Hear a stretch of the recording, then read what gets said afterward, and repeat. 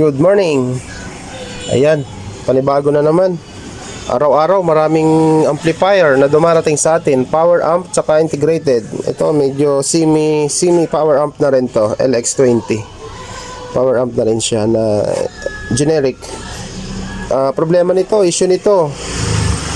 Sabi nung customer, nagdikit daw yung ano niya, yung speaker. Yan, nagdikit. Kaya sinibak niya yung mga output transistor. Itong mga output transistor na ito. Pero wala siyang sunog. Wala naman siyang sunog. Nakita ko sa inyo na shortage yung output transistor. Tsaka i-calibrate na rin natin. Ibabias natin yung buong system niya. Itong isang channel, wala akong nakikitang problema dito sa kabilang channel. Ito lang yung naapektuhan yung kabila. Yan, testerin natin yung paa ng transistor. Sibak siya eh. Yan, pakita ko guys. Wala tayong tagahawa kaya stand muna natin. Yan. Mahirap, pasensya na kayo. Pasensya na kayo kung yan. Yan, tester natin. Yan yung mga paa ng transistor. Ayan guys, oh, shorted siya oh. Ayan, 0, 1, ayan oh. Tingnan nyo yung tester ko. Hiraw kapag walang tagahawak. Saglit lang po ha, ipopokus natin na maayos para makita nyo yung reading. Yan oh. Yan. Una, pangalawang paa. Tapos gitna, pangatlong paa ng output transistor. Ayan o, shortage pa rin siya. Short pa rin siya. Yan. Kahit hanggang huli, una hanggang pangatlong paa. Yan, maraming transistor na nadamay. Isa-isahin natin yun. Pero sure ako, hindi lahat na to. Itong 8 transistor na to, hindi niya lahat masisibak yan. May mga pangilan-ngilan lang dyan na masisira. Yan. At ayusin na natin. Mamaya ko na ipakita kapag napalitan ko ng lahat kasi medyo mahaba yung proseso kapag pagtanggal. Pero kung gusto nyo videoan ko ng habang tinatanggal siya, madali naman. Yan. Nabaklas na natin yung isang channel. Itong isang channel niya natanggal na natin. Hindi ko lang alam kung left or right to. Yan, natanggal na natin. Target natin dito. Ang target natin dito, wapalitan tong mga sira dito sa output transistor tsaka sa mga drive niya dito. Kabilaan kasi siya may shortage, may short. Tsaka itong mga drive, check natin itong mga drive. Itong trimmer, madalas din masira ang trimmer. Tsaka yung mga driver ng mga transistor natin. Relay, hindi basta-basta nasisira. Tsaka itong fusible resistor. Fusible resistor na to na ceramic. Check na rin natin lahat yan. Yan, natanggal na natin yung board. Natanggal na natin yung board sa heatsink. Dito sa heatsink natanggal na natin. Tuturuan ko ng konting tips lang para sa katulad ko na baguhan. Yung pagtanggal ng transistor na mabilisan. Hindi na natin kailangan isa-isahin yung paa. Ganito lang guys. Bali, iinitan lang natin siya ng sabay. Yung tatlo, sabay tatanggalin na natin. Huwag na natin sisip-sipin itong soldering pump. Huwag na natin gagamitan ito. Kasi ibang board to eh. Nandito to sa likuran. Ang circuit ng niya. Ang circuit niya. Yan, bali ganito lang pagtanggal niya.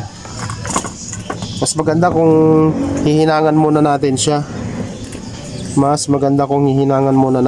Para kumapal yung hinang. Pag kumapal yung hinang, mas madaling tanggalin. Dagdagan natin yung LED niya para sumariwa yung hinang niya. Lumambot yung paa niya.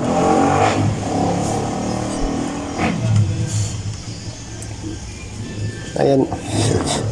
Ayan guys oh. Yan, dumami yung LED. Ngayon sabay nating iinitan. sabay natin siya iinitan. Yan.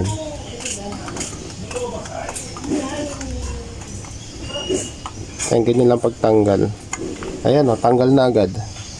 Yan. Nakaisa agad tayo. Ganun lang.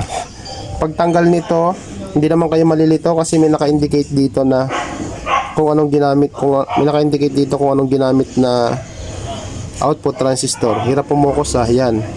Naka-indicate yung pangalan niya dito. Hindi kayo maliligaw. Naka-indicate yung pangalan niya kung A ba siya, or B.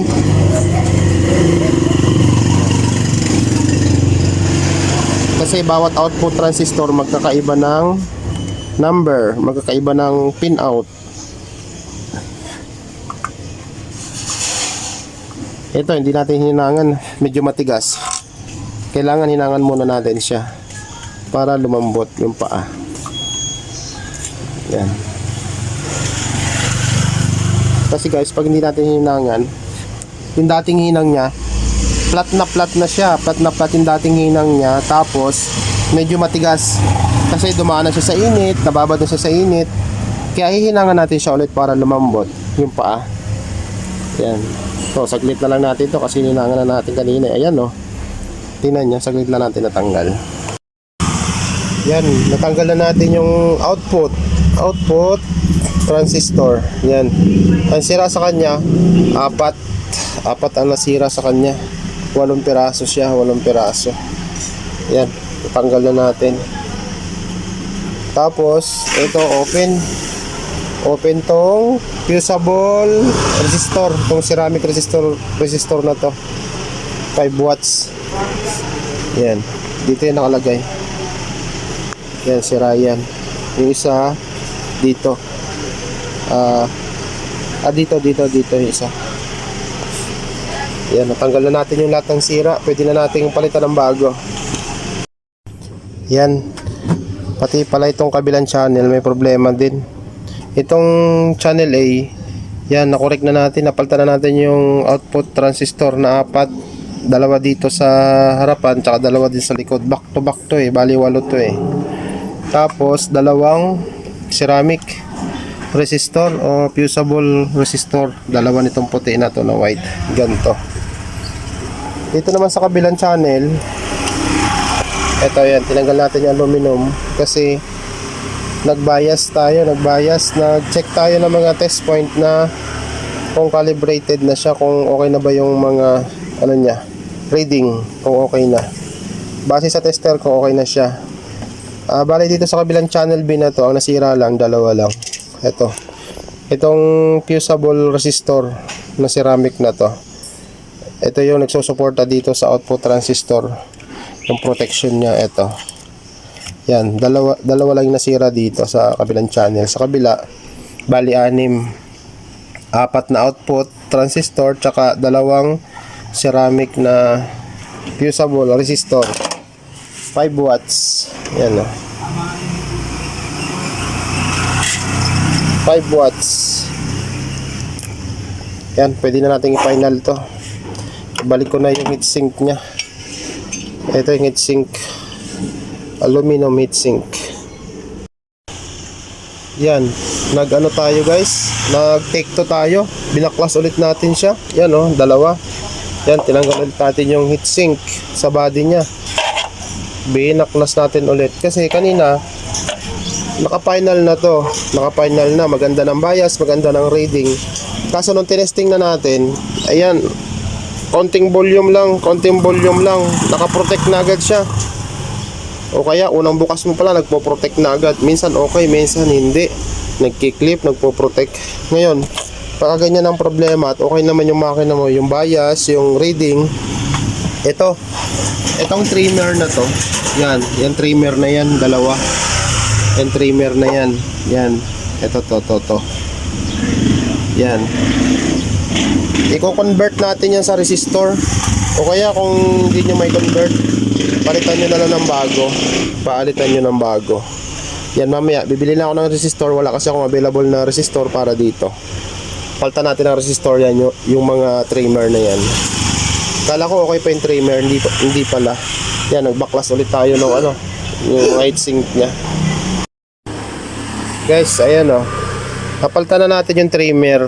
Yan, 4 na trimmer. Kada channel, kada isang channel, may 2 trimmer. Yan. Yung trimmer dito, hindi nyo na makikita yan kasi kinonvert ko na yan sa resistor. Ang trimmer nito, ang number ay 102 tsaka 202. Yung trimmer na to, kinonvert na natin to ng resistor. Itong 202 2K yan, 2K ohms. Yung 101 102 1K ohms. Yan, parehas yan. Kinonvert na natin yung trimmer nila kasi kinalibrate na natin yan. Kaso napakadalas niyang mag-protect tsaka mag-clip.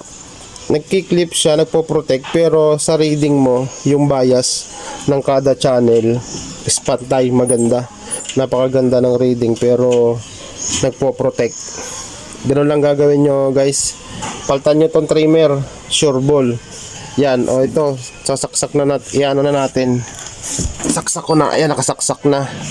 I-on na natin, sabay nating masaksiyan to. Kung marami na kasi ako nagawang ganito guys kapag kondisyon naman sa tester mo, na-i-on mo na at napakaganda ng bias, napakaganda ng reading, pantay na pantay, walang nawawalang voltahe at nagpo-protect pa rin siya, nagpo-protect, yan, protect o kaya nagki-clip. Tatargetin nyo agad doon yung trimmer.